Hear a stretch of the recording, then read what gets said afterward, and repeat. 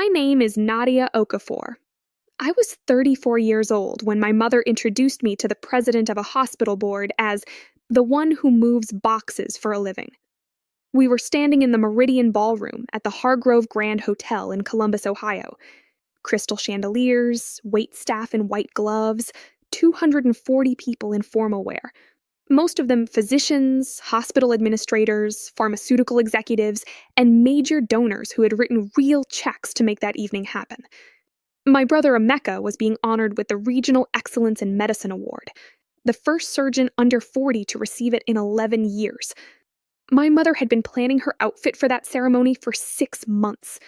I know because she called me 4 times to discuss it. She did not call me once in those same 6 months to ask how my business was doing.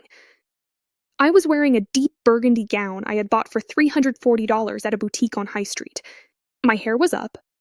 My heels were low because I had learned at 29 that no event is worth back pain.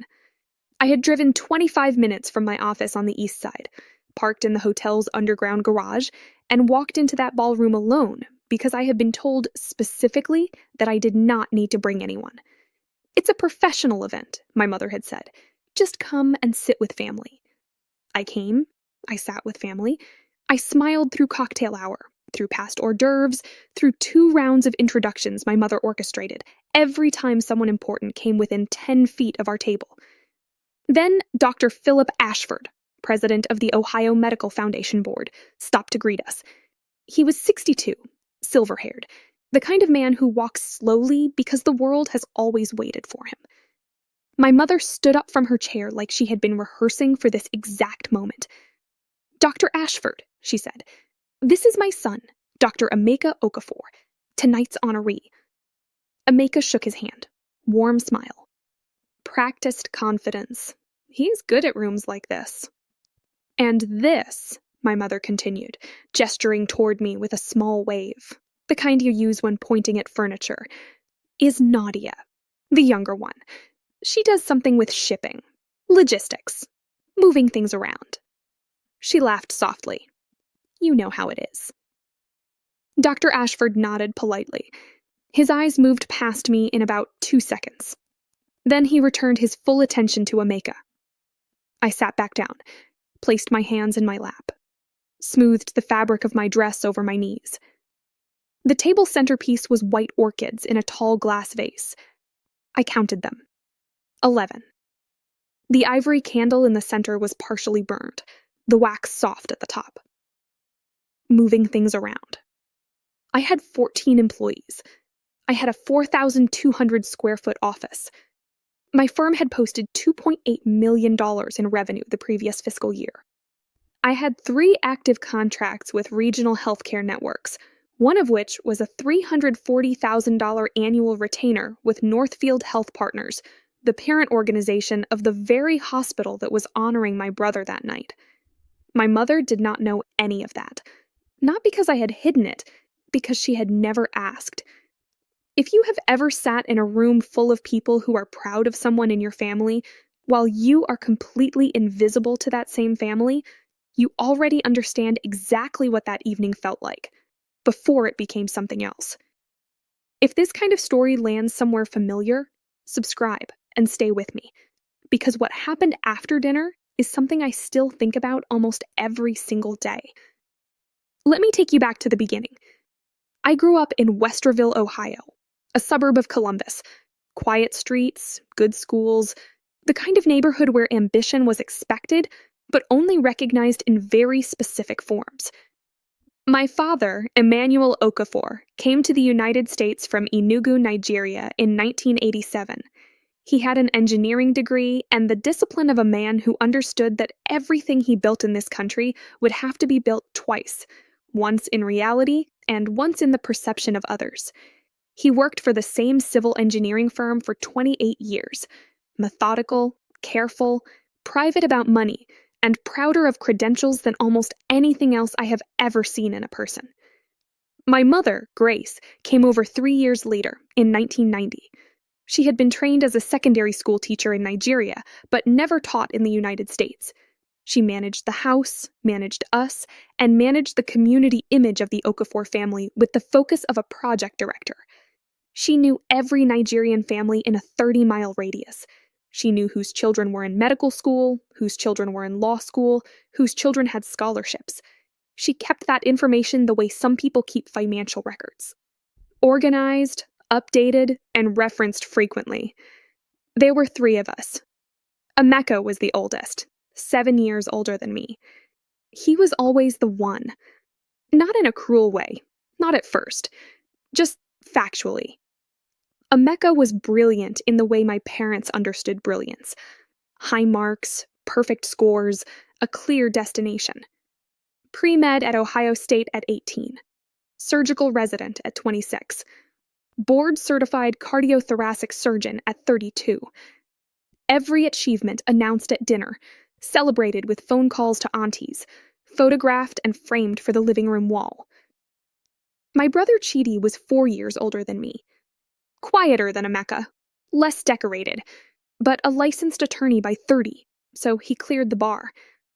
His bar passage certificate hung in the living room next to Emeka's med school diploma. Dark wood frame. The wall between the kitchen and the hallway was essentially a monument.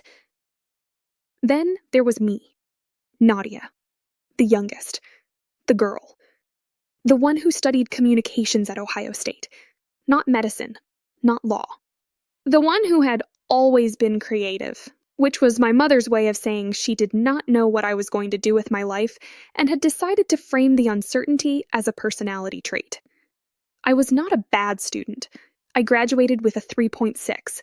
I had an internship at a mid-size freight brokerage in downtown Columbus during my junior year and discovered, somewhat by accident, that I was genuinely good at understanding how supply chains break and how to fix them faster and cheaper than the people who had been doing it for 20 years.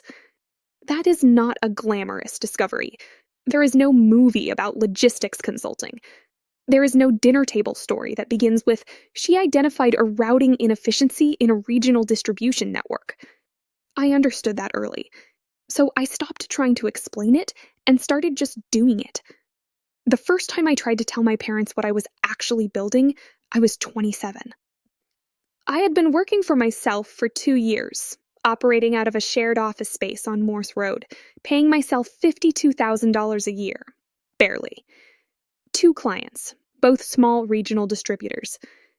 I was rebuilding my entire service model to target healthcare supply chains specifically, because healthcare logistics was under-optimized in ways that cost hospitals real money, and I had figured out a repeatable way to fix it. I had business cards made. Simple ones. Cream cardstock, black font. Okafor Logistics Solutions. Nadia Okafor, principal consultant. I brought a small stack to Sunday dinner and set one in front of my father after the plates were cleared. He picked it up, read it, set it down. Consulting, he said. The word sat between us like a question he had decided not to fully finish. Supply chain consulting, I said, for hospitals and healthcare networks. I have 2 contracts right now. I think this is going to work. My mother came in from the kitchen with the tea. She glanced at the card on the table. When are you going to get a real position somewhere? She asked. Not unkindly, just directly, the way she asked everything. This is real, I said. I own it. She sat down, poured the tea. Emeka had a salary by 26, she said. Benefits, something you can explain to people. I looked at my father. He was studying a spot on the tablecloth. Something you can explain to people. That was the sentence. That was the one that told me exactly how the next several years were going to go. In my mother's world, worth was not about what you built. It was about what you could describe in one sentence to someone you just met at church. Surgeon, easy. Attorney, easy. Supply chain consultant who owns her firm and restructures healthcare logistics for regional health networks, that required too many words. Too many words meant it wasn't real enough. I left the business cards on the table that evening. When I came back the following Sunday, they were gone. I never asked where. I had a feeling, and I did not want to confirm it. For the next 6 years, I stopped explaining. I showed up to Sunday dinners, answered questions about whether I was seeing anyone, said yes when asked if work was fine, and returned to my office Monday morning to do the work that nobody in my family was asking about. By 30, I had 6 clients. By 31, I had hired my first 2 employees. By 32, I moved into a proper office on the east side, 4,200 square feet. A conference room, a small kitchen, a glass front door with the company name in brushed silver letters. I paid myself $120,000 that year. By 33, we had 14 employees and 3 major healthcare network contracts. The Northfield Health Partners contract was $340,000 annually, renewable every October. I had built it from a cold email I sent to their operations director 3 years earlier, 1 follow-up call, and a 40-minute presentation in a conference room where I was the only person without a hospital ID badge. I was proud of that contract, not because of the dollar amount, though the dollar amount was real, because I had earned it entirely on the strength of what I knew. None of my family knew about the Northfield contract, not because I kept it secret. There was simply no conversation in which it would have come up, because there was no conversation about my work at all. Emeka's achievements, though, were a family-wide broadcast system. Journal publication, we heard within 24 hours. Department commendation, my mother called everyone in her contacts. When the Regional Excellence in Medicine nomination arrived, she called me specifically to say I needed to find something appropriate to wear because this is a significant event and the whole family needs to look like we belong there. I remember standing in my office when she said that, looking out the window at the parking lot. 14 employees working in the building behind me. A $2.8 million revenue year just closed. 3 active healthcare contracts, including one with the parent organization of the very hospital honoring my brother. Look like we belong there. I didn't say any of that. I said I would find something appropriate. I hung up and went back to work. That was 3 months before the gala. 3 months before my mother waved her hand at me in the Meridian Ballroom and told the president of a hospital board that I moved things around. What I did not know that evening, what nobody at that table knew, was that somewhere else in that same ballroom, a person already knew exactly who I was and exactly what I had built, and that person was about to stand up in front of all 240 guests and make sure the whole room knew it too. The years between 27 and 34 did not feel like years at the time. They felt like one long, continuous Tuesday. Same desk, same problems, different scale. That is the honest description of building something from nothing. It is not dramatic. It does not have a soundtrack. It is just work, and then more work, and then a small result, and then more work. I want to tell you what those years actually looked like, because my family had a version of my life in their heads that had nothing to do with reality, and the gap between their version and the real one is the whole point of this story. When I left the shared office space on Morse Road and signed the lease on the East Side office, I was 31 years old. The space had been vacant for 8 months, which meant the landlord was motivated, and I was able to negotiate the first 3 months at half rent. I had run the numbers 4 times before I signed. The math only worked if I landed one more mid-size contract within 90 days of moving in. I gave myself a deadline, and then I worked to meet it. I remember the morning I signed that lease. It was a Wednesday in March. Cold, gray, the kind of Ohio morning that makes you question everything. I signed 12 pages of documents at a folding table in an empty room that smelled like carpet cleaner and old drywall. The property manager gave me 2 sets of keys on a plain metal ring. I drove home, made coffee, and sat at my kitchen table for 20 minutes before I allowed myself to feel anything about it. Then I called Claire, my office manager, who was technically still working out of her own apartment at that point. I told her we had a space. She said, "Finally." That was the whole celebration. I did not call my parents. I already knew what my mother would say. She would ask how much the rent was, calculate that number against what she imagined I was earning, and find a way to frame the conversation as a concern. My father would be quiet. Chidi would say congratulations in the flat tone he uses when he doesn't fully understand what he's congratulating you for. And Emeka, who was deep into his residency at that point and working 70-hour weeks, would not have the bandwidth for it. And that was fine. Emeka I never blamed for being absent. He was saving lives on a schedule that left no room for anything else. The problem was never Emeka. The problem was the story my parents told about each of us. Emeka's story. Dedicated, brilliant, sacrificing, building something that mattered. Chidi's story. Steady, responsible, doing respectable work. Nadia's story. Still figuring it out. That was the story. Even at 31, even with a signed lease and 2 employees and a growing client list, I was still the one who was figuring it out. Because figuring it out was the story they had assigned me at 22, and nobody in that family had seen any reason to revise it. The comparison came in small ways, never in a single cruel speech, always in the accumulation of small moments that individually seem like nothing and together form something you cannot ignore. Easter Sunday, I was 29, sitting at the dinner table. My mother was going around asking everyone about their work, the way she did, her version of keeping up with us. She asked Emeka about a surgery he had done the week before. He described it for 10 minutes. She asked 3 follow-up questions, all specific, all engaged.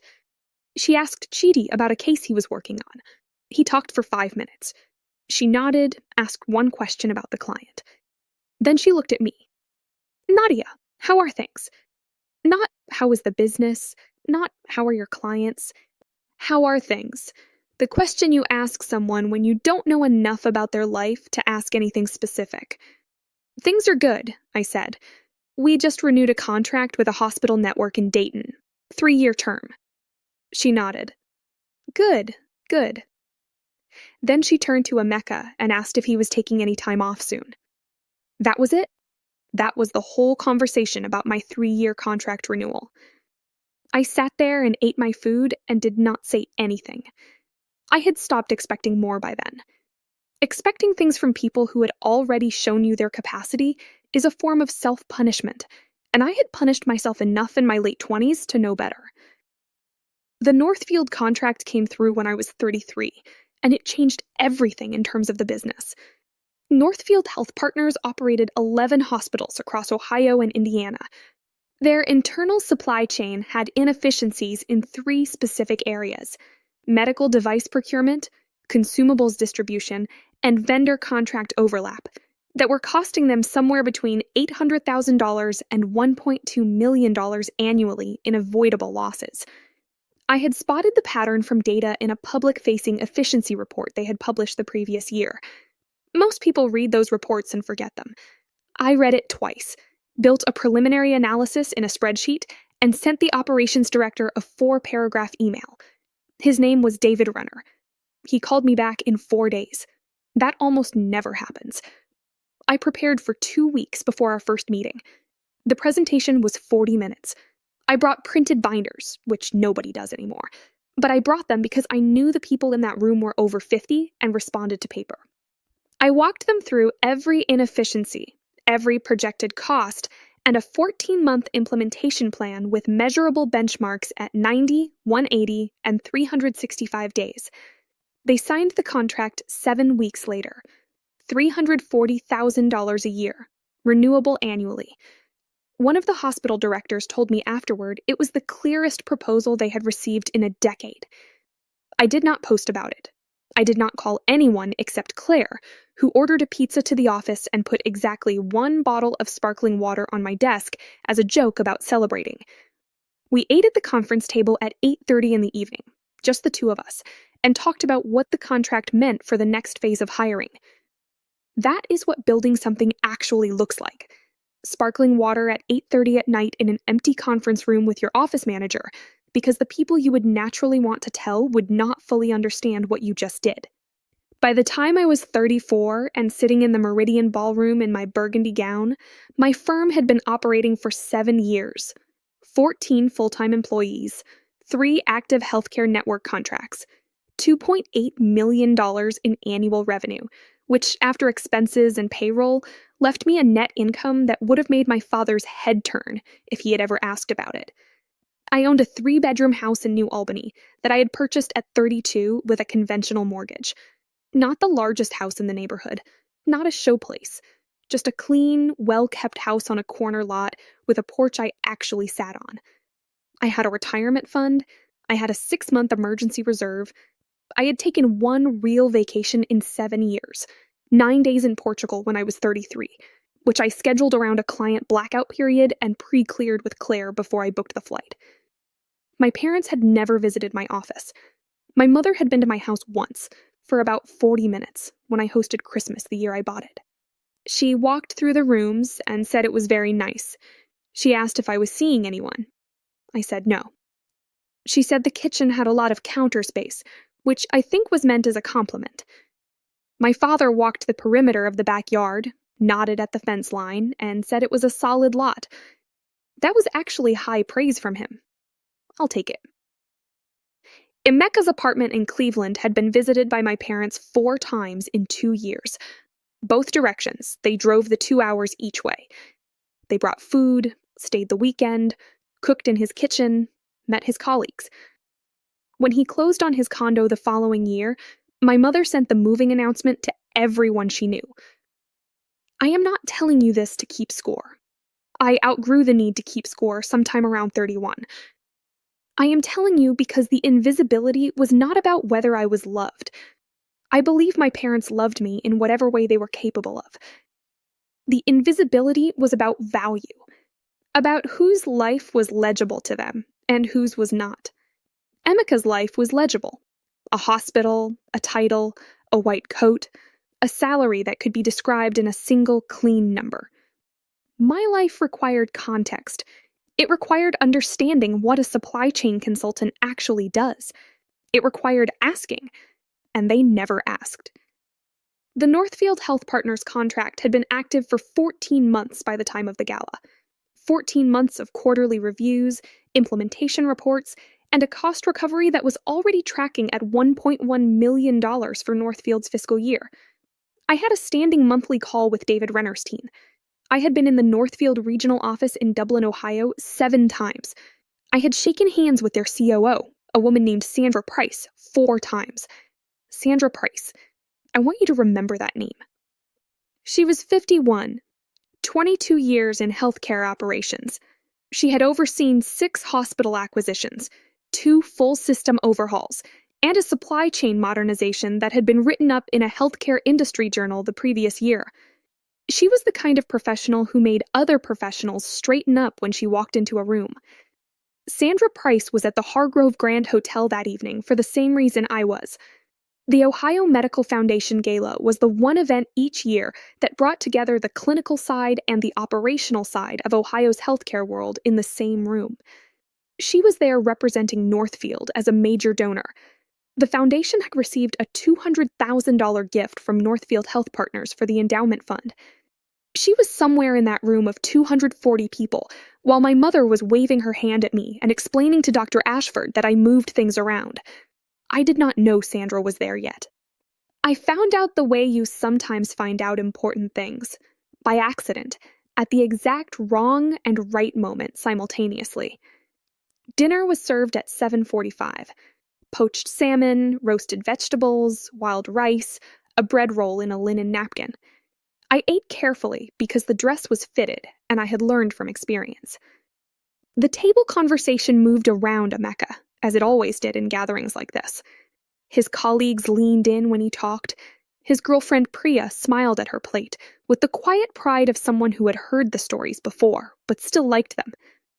My father ate slowly and watched his son with an expression I had seen on his face exactly once before, when Emeka crossed the stage to receive his medical degree. My mother kept her eyes on the room. She was always working a room, even when she was seated, cataloging, calculating, identifying the next person worth knowing. She had a particular radar for status, and she trusted it completely. I ate my salmon. I drank water. I answered a question from Chidi's wife, Amara, about whether I had seen a show she had been watching. I had not. We talked about that for a few minutes. Amara was the one family-adjacent person at that table who had ever asked me a direct question about my work and listened to the answer. She had done it exactly once, at Chidi's birthday dinner 2 years earlier, and I had talked for 15 minutes about healthcare supply chain inefficiency before I realized her eyes had glazed over, but she was still nodding politely. I loved her for the effort. The award ceremony began at 8:30, 3 speakers before the main presentation. A foundation board member who spoke for 8 minutes, a colleague of Emeka's who told a story about a surgery that made 2 women at a nearby table press their hands to their hearts. And then the foundation's executive director, who read a formal citation that listed Emeka's achievements in the careful, specific language of institutional recognition. My mother was crying before he finished reading.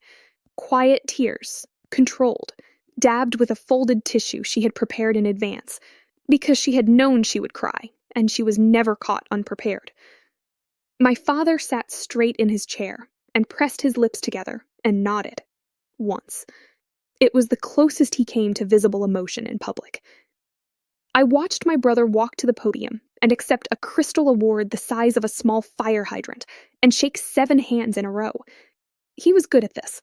He deserved it. I want to be clear about that. Emeka had worked without stopping for 12 years to become the surgeon he was. The award was real and earned. But I also sat at that table and thought about the 14 months of work I had done for the parent organization of the hospital that had just honored him. I thought about the $1.1 million in cost recovery I had helped generate. I thought about the 7 trips to the Dublin office and the 40-minute presentation with the printed binders and the sparkling water at 8:30 at night. Nobody in my family knew about any of it, and somewhere in that ballroom, a woman named Sandra Price had just recognized me. I did not know that yet, but I was about to find out. The reception began at 9:15. The ballroom staff cleared the dinner plates and folded back a section of tables near the far wall to open a standing area. A jazz quartet set up in the corner. The bar opened. People shifted and circulated, and the formal seating arrangement dissolved into the looser geography of a cocktail reception. I went to the bar and ordered a glass of sparkling water with lime. I was driving. I was also the kind of person who needed a clear head at events like this, because events like this, in my experience, always produced at least one moment you needed to be fully present for. I did not know yet what that moment would be. I ordered my water and turned to survey the room. Emeka was immediately surrounded, 8 or 9 people orbiting him, the crystal award now sitting at the center of our vacated dinner table like a small monument. I watched him work the circle with genuine ease. He was warm without being performative. He asked questions, he remembered names. People leaned toward him when he talked. My brother had been built for exactly this kind of room, and he inhabited it without effort or self-consciousness. My mother was 15 feet away from him, close enough to watch, but not so close that she crowded him. She was talking to the wife of a cardiologist. I could see her profile, animated, pleased, wearing the expression she reserved for evenings that had gone the way she had hoped. I was standing near the edge of the room with my sparkling water when my father appeared beside me. This was unusual. My father did not seek me out at family events. Not because he didn't care, but because he communicated through proximity and silence, and I had learned to read both without expecting words to come with them. He stood next to me. We looked at the room together for a moment. "Your brother did well tonight," he said. "He always does," I said. My father nodded. He sipped his drink, which was also water, because he did not drink alcohol and never had. I thought for one moment that he might say something else, something different. Something that acknowledged that I was standing in the same room where my company's biggest client had just made a $200,000 donation, that I was 34 years old, with a business that employed 14 people, and I had driven myself here and sat through 2 hours of an event that had not once acknowledged that I existed professionally in any real way. I thought he might say something. He didn't. He watched the room for another 45 seconds, then moved back toward the table where the award was sitting. I finished my sparkling water. That was when my mother found me. She came quickly, purposefully, the way she moved when she had something to manage. She was still smiling, but the smile had a different quality to it now. Functional, rather than genuine. "Nadia," she said, keeping her voice low, "come and meet Dr. Ashford's wife. She's interested in nonprofit work, and I think you could have something to talk about." I looked at her. "I'm not in nonprofit work, Mom." "I know, but you know how to talk to people. Just come and be friendly. It looks good for the family to be circulating." It looks good for the family. Not, "I want to introduce you as someone important." Not, "Come tell her what you've built." Just come and be friendly. Because your presence at this event is decorative, and your job in this room is to reflect well on the rest of us. I set my empty glass on the tray of a passing waiter. "I'll circulate on my own," I said. My mother's smile stayed in place, but her eyes changed. "Don't be difficult tonight." "I'm not being difficult. I'm going to get another water." She held my gaze for 2 seconds, then turned back toward the Ashford table. I watched her go, and felt, somewhere behind my sternum, the particular tiredness that comes not from one bad moment, but from the accumulated weight of hundreds of small ones. I was not angry. I had done my anger a long time ago, in my late 20s, in a process that took about 2 years and ended quietly one Sunday evening, when I realized that waiting for my family to see me was costing me energy I needed for things that actually mattered. What I felt standing there was simpler than anger. It was the clear, flat recognition that nothing had changed, and nothing was going to change, and that was not a catastrophe anymore. It was just the truth. I got another sparkling water and walked toward the far side of the room. That was when I saw her. Sandra Price was standing near the window with 2 other people I didn't recognize. She was in a navy suit, no jewelry except small gold earrings, her silver-streaked hair cut short and precise. She looked exactly the way she looked in every Northfield conference room I had ever sat in. Composed, attentive, slightly ahead of whatever conversation was happening around her. I saw her before she saw me. I had a 3-second window in which I could have changed direction. I did not change direction. I walked toward the window, not to her specifically, just in the general direction of the windows and the space near them. And when Sandra looked up and our eyes met across 15 feet of hotel ballroom, I saw the exact moment she recognized me. She said something brief to the 2 people beside her, then moved in my direction. "Nadia Okafor," she said. She said my full name the way people say the name of someone they have genuine professional respect for. Not warmly the way you greet a friend, but precisely the way you greet a colleague whose work you have been watching closely. "Sandra," I said, "I didn't know you would be here tonight." "The foundation is a priority for us this year. We've been supporters for some time, but we moved to a higher giving level." She held her champagne glass by the stem, relaxed. "What brings you here?" "My brother is the honoree," I said. "Dr. Emeka Okafor." Something registered in her face. Not surprise exactly, more like a recalculation. "The cardiothoracic surgeon," she said. "That's him." She looked across the room toward the group surrounding Emeka, then back at me. "I didn't know you had a connection to this organization." "I don't really," I said. "Tonight, I'm just a sister." Sandra studied me with the careful attention she brought to everything. She had been in healthcare operations for over 2 decades, and she had the eyes of someone who was always reading the room underneath the room. "How is the Q3 implementation tracking?" she asked. We had a quarterly review scheduled for the following week. This was not small talk. Sandra did not do small talk. She was asking because she wanted to know. "On schedule," I said. "The consumables distribution piece closed out 2 weeks ahead of forecast. David's team has the updated numbers. We'll walk through everything Tuesday." She nodded. "The board was pleased with the mid-year summary. I want you to know that. It came up specifically in our last executive session." I thanked her. Genuinely, not performatively. It mattered to me because I had worked for it, and it was good to hear it from the person whose opinion I respected most in that client relationship. We talked for about 6 minutes.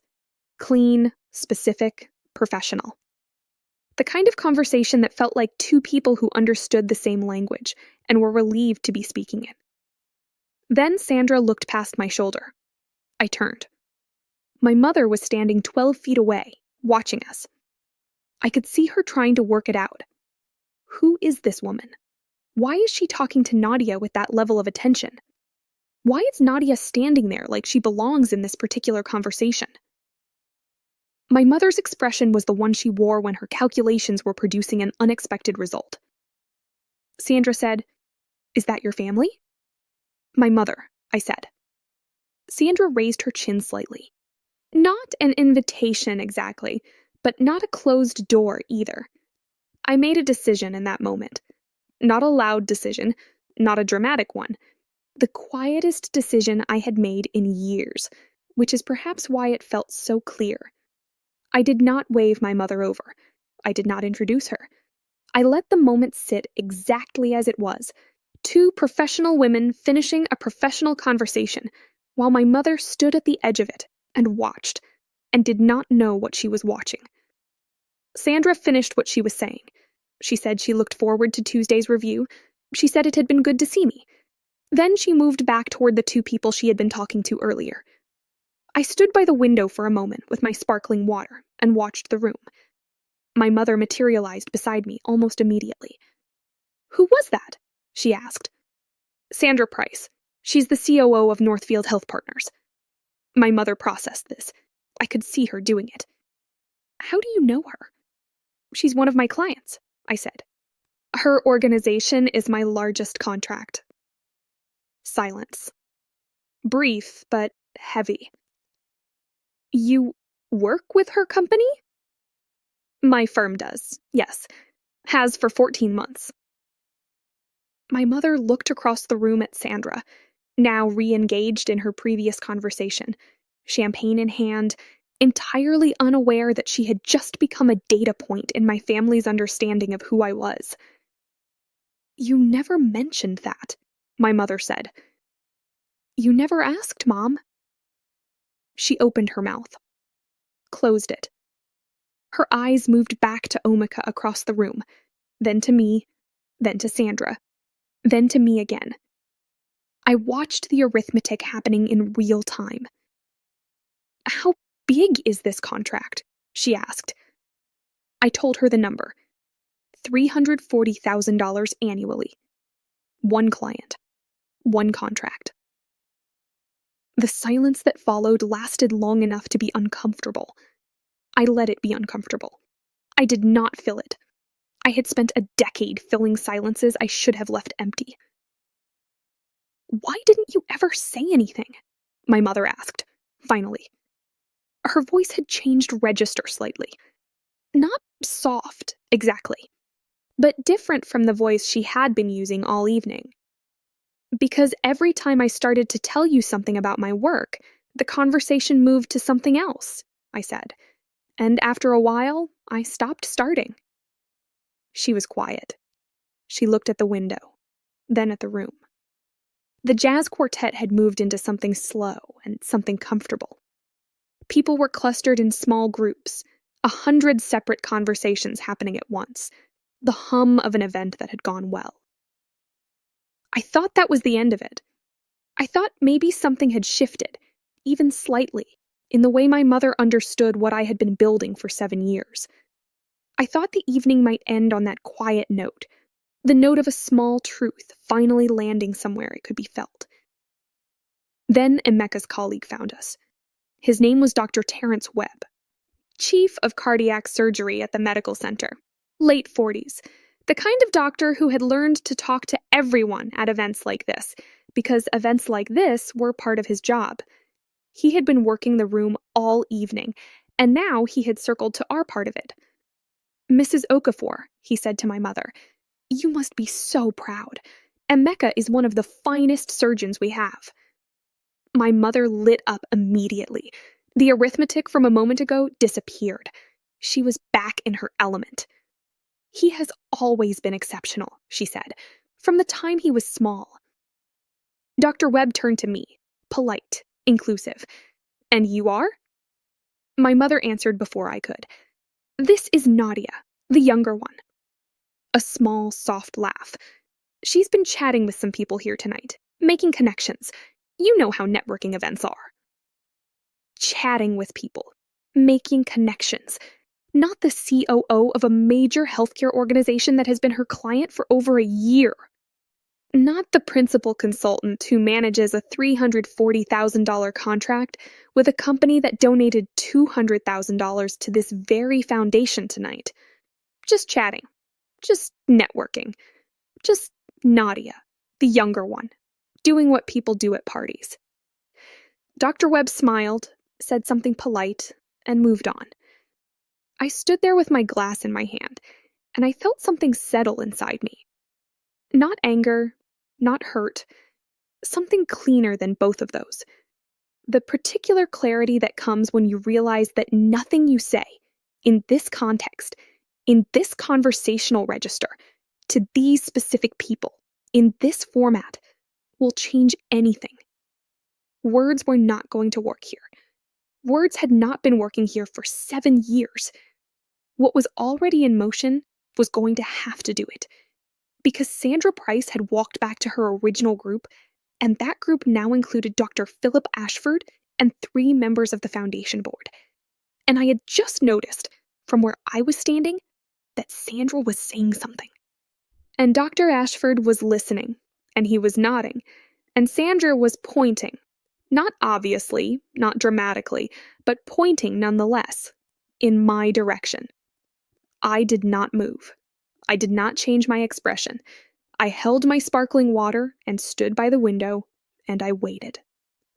The walk across the ballroom took Dr. Ashford approximately 45 seconds. Sandra Price was beside him. 3 board members followed at a slight distance, the way people follow when they are curious but do not want to appear so. And my mother, who had just described me to a colleague of my brother's as someone chatting and networking at a party, was standing right next to me. She saw them coming. I saw her see it. The gold blouse, the practiced smile, the reading of the room that she had been doing all evening. All of it recalibrated in real time as she watched the president of the Ohio Medical Foundation cross the ballroom toward her daughter. I set my glass down on the table behind me. Whatever was about to happen, I was going to be standing up straight for it. Dr. Ashford reached me first. Sandra was 1 step behind him, which was deliberate. She had sent him ahead the way you send the most credible person in the room to make a point land properly. Ms. Okafor, he said. Not Nadia, not the younger one. Ms. Okafor, with the full weight of a formal introduction. Sandra has been telling me about your work with Northfield. I understand the Q3 numbers have been remarkable. I shook his hand. The teen has been thorough. We're tracking well. He held my handshake a half-second longer than casual, the way people do when they're recalibrating. I watched his eyes move, just briefly, from my face to my mother standing 2 feet to my left, and I saw the recognition. He had met me 90 minutes ago at this same event. He had been told I moved things around. He looked back at me, and the recalibration completed itself visibly. Sandra stepped in cleanly. Nadia runs Okafor Logistics Solutions. They've been our supply chain consultants for 14 months. The work her firm has done on our procurement and distribution infrastructure is directly responsible for the cost recovery figures we presented to the board in September. One of the 3 board members who had followed, a woman in her early 60s with reading glasses pushed up on her head, leaned slightly forward. What was the recovery figure? Sandra mentioned it, but I don't remember the exact number. Sandra looked at me, not because she didn't know the number, because she was giving me the floor. We're tracking at $1.1 million recovered for Northfield's current fiscal year, I said, with 2 more quarters to close out. The projection for year-end is between $1.3 and $1.5 million. The woman with the reading glasses looked at the man beside her. He raised his eyebrows, not dramatically. Just the quiet expression of a person who has just been given a data point that exceeds their expectation. How large is your firm? Dr. Ashford asked. 14 full-time employees. We specialize in healthcare supply chain specifically. Regional networks, mostly Ohio and Indiana at this point, though we have had conversations about expanding into Michigan. How long have you been operating? 7 years. I started the firm when I was 27. Sandra had said nothing since handing me the floor. She was watching the conversation with the particular satisfaction of someone who had placed a card on the table and was waiting for the rest of the room to understand its value. My mother had not moved. She was standing exactly where she had been standing when Dr. Ashford crossed the room toward us. 2 feet to my left. Close enough to hear every word. Close enough for everyone in our small circle to understand she was family. I did not look at her. Not because I was punishing her, but because the conversation happening in front of me was real and professional and deserved my full attention. I had been a serious person doing serious work for 7 years. I was not going to perform it less seriously simply because my mother was standing close enough to hear it. Dr. Ashford asked about the methodology. I explained briefly, clearly, the way I would explain it in a presentation. Identifying overlap in vendor contracts, restructuring the distribution routing, renegotiating consumables purchasing on a consolidated rather than departmental basis. It took 3 minutes. He asked one follow-up question about implementation timeline. I answered it in 4 sentences. The woman with the reading glasses asked if Okafor Logistics Solutions was currently taking new clients. We're selective, I said, but yes. She took a card from the small clutch under her arm. I'm on the board of a regional health system in Akron. We've been having some of the conversations you're describing. I'd like to have a more detailed discussion. I accepted the card. I thanked her. I did not make it theatrical. It was a business card and a meeting request, and it was the result of 7 years of work being visible to the right person at the right moment. That was when Emeka appeared. He came from the direction of his orbit. A gap had opened in the circle around him, and he had spotted our group and walked over, with the natural movement of someone who expects to be welcomed everywhere in a room, which he was. "Mom," he said. Then he saw who she was standing next to, and his eyes moved across the group. Dr. Ashford, Sandra Price, the board members, his sister. "Emeka," Dr. Ashford said. "Congratulations again. It's a well-deserved recognition." "Thank you, sir." Emeka shook his hand, then looked at Sandra, then back at Dr. Ashford, then at me. He was reading the energy of the group, the way a surgeon reads a room before a difficult conversation. He was good at it. "Your sister has been impressive tonight," Sandra said to him directly. "I've been telling Philip about the Northfield work. She's transformed 3 areas of our supply chain infrastructure in 14 months. Emeka looked at me. Something moved across his face that I did not have a name for in the moment. I have thought about it since. It was not quite guilt, not quite pride. Something between those 2 things that had no clean label. He knew, in that moment, what he had been standing inside all evening. He had been the honoree, the center of gravity, the reason the family was there. And his sister had been standing at the same event with a $340,000 contract with a company that had just donated $200,000 to the foundation honoring him, and nobody at our table had known because nobody had thought to ask.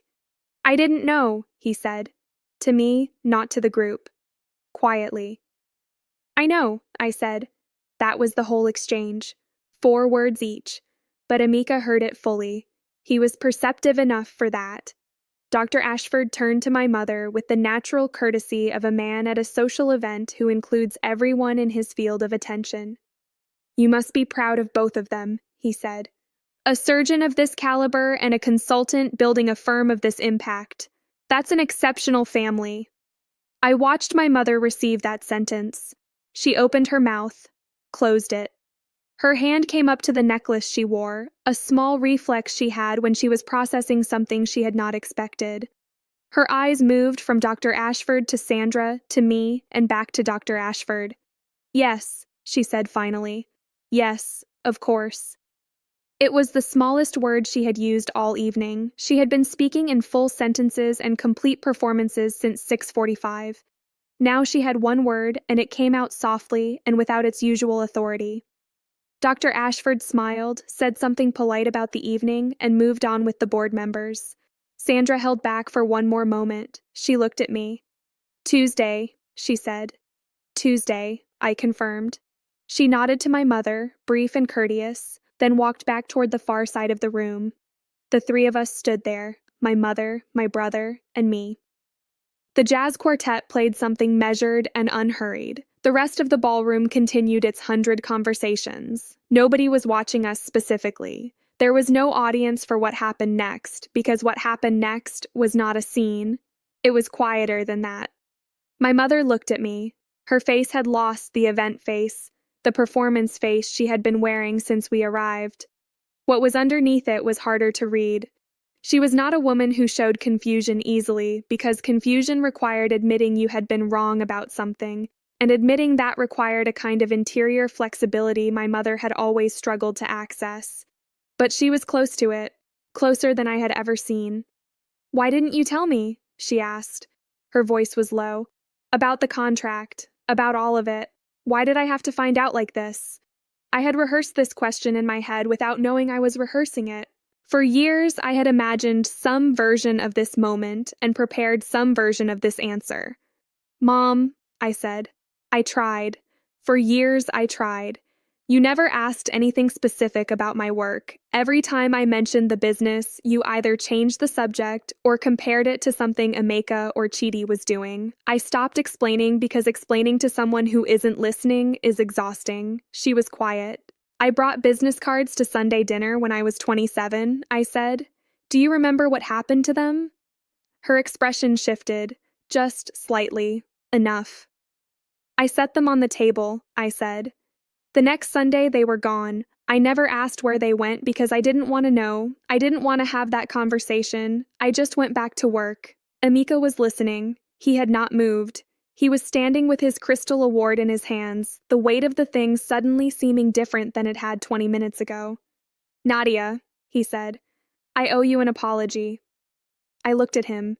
He was serious. Not performative serious the way men sometimes are when they sense an emotional moment requires participation. Actually serious in the specific way Emeka was serious when something mattered. "I have never once asked you about your business," he said. "Not once in 7 years. I knew you had started something. I knew you had moved into an office, and I never asked how it was going or what you were building or what you needed." That was wrong. I did not argue with him. It was true, and he knew it was true, and he had said it plainly.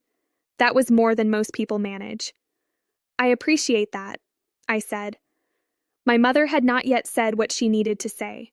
I could see her working toward it, the way you work toward a door you have kept closed for a long time and are now standing in front of with your hand on the handle. There was something real behind that door. I believed that. I had always believed that somewhere underneath the image management and the comparisons and the small dismissals, my mother was a woman who loved her children. The love was not the problem. The love was real. The problem was the machinery that surrounded it. She looked at me. Her eyes were bright in a way that had nothing to do with the chandeliers. "I told Philip Ashford you moved things around," she said. "I know." "Sandra Price heard me say that. At the beginning of the evening when I introduced you." "I know. And she is your client." "She is." My mother pressed her lips together. She looked at the window, then at the room, then at me. "I embarrassed you," she said. It was not quite an apology. It was the acknowledgement before the apology, the recognition that something had happened that required one. "You embarrassed yourself," I said. Not harshly, just accurately. "I've known what I built. I've known it for 7 years. Tonight was the first time you had to know it too." She had no answer for that. I had not planned to say it. It came out clear and even, and I did not regret it. It was the first fully honest sentence I had said to my mother in years, and it landed the way honest things land when they have been waiting too long, not with a crash, but with the quiet, unmistakable weight of something true. Emeka put his hand briefly on my shoulder. Didn't say anything, didn't need to. Across the room, I could see Sandra Price in conversation with the foundation board members. She was animated, making a point with her hands, the way she did when she was in her element. Dr. Ashford was nodding. The woman who had given me her card was listening with the forward lean of someone taking mental notes. My name was in that conversation. I was reasonably certain of it. Not being defended, not being explained. Just being referenced professionally, specifically, as someone worth knowing. For the first time in the 7 years I had been building my firm, in a room full of my family's contacts, at an event my family had organized around my brother's achievement, I was being seen for what I had actually built. I picked up my sparkling water from the table behind me. I took a sip. The jazz quartet played. The room hummed.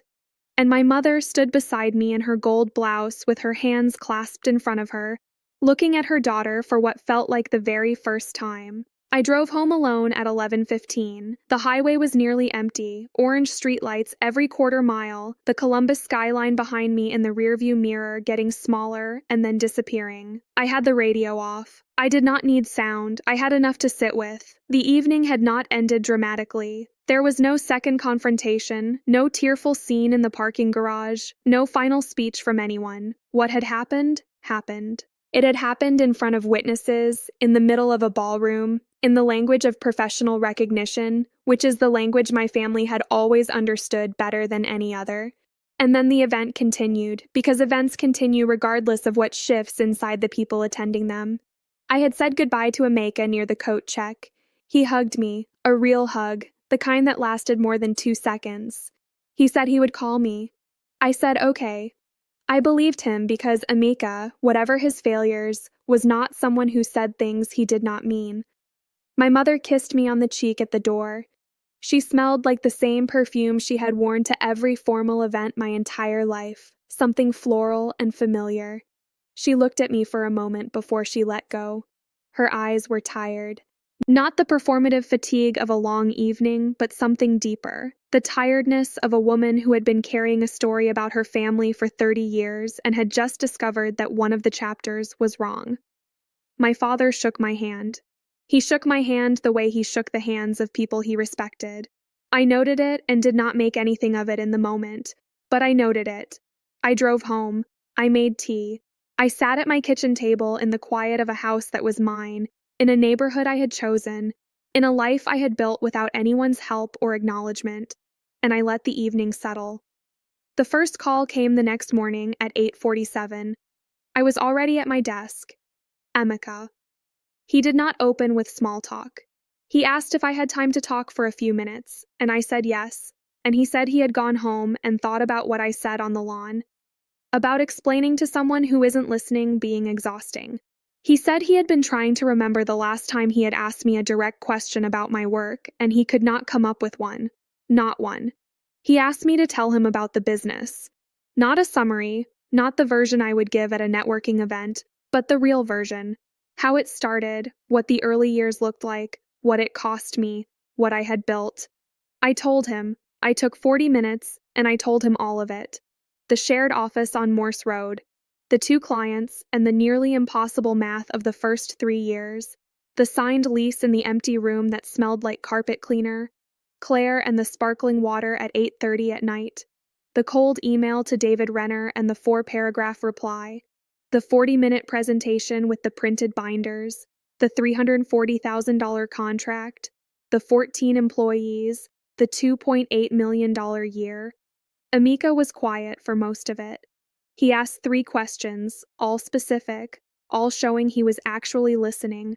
When I finished, he said, "I should have asked a long time ago." "Yes," I said, "you should have. I'm sorry." "I know." There was a pause. Not uncomfortable, just real. "Are you okay?" he asked. It was such a simple question, such a basic question that no one in my family had asked me in years. How are you, Nadia? Not how are things, not are you seeing anyone, but are you okay? The directness of it caught me somewhere I had not expected to be caught. "I'm good," I said, and I meant it. "I'm genuinely good, Emeka." He said he wanted to come to my office sometime, see it. I said the door was open. I meant that too. My mother called that afternoon. It was a Sunday. I was doing laundry, which is the most useful thing I know how to do when I am processing something large. She called at 2:13 and I answered on the third ring. She did not begin with the apology. She began with information, the way she always begins, laying out facts before she can get to feelings. She told me that she had spoken with my father that morning, that my father had said he always knew I was capable of more than they gave me credit for. I filed that away without comment.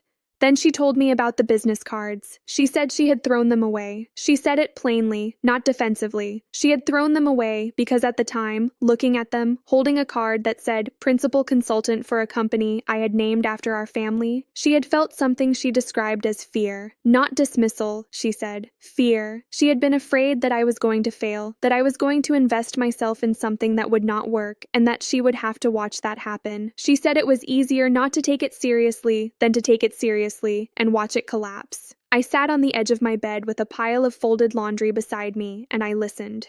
That was wrong, she said. The way I handled it was wrong. All of it. Last night and for years before last night. I asked her one question. When Dr. Ashford came to the table tonight and Sandra introduced me, what did you feel? Silence. Several seconds of it.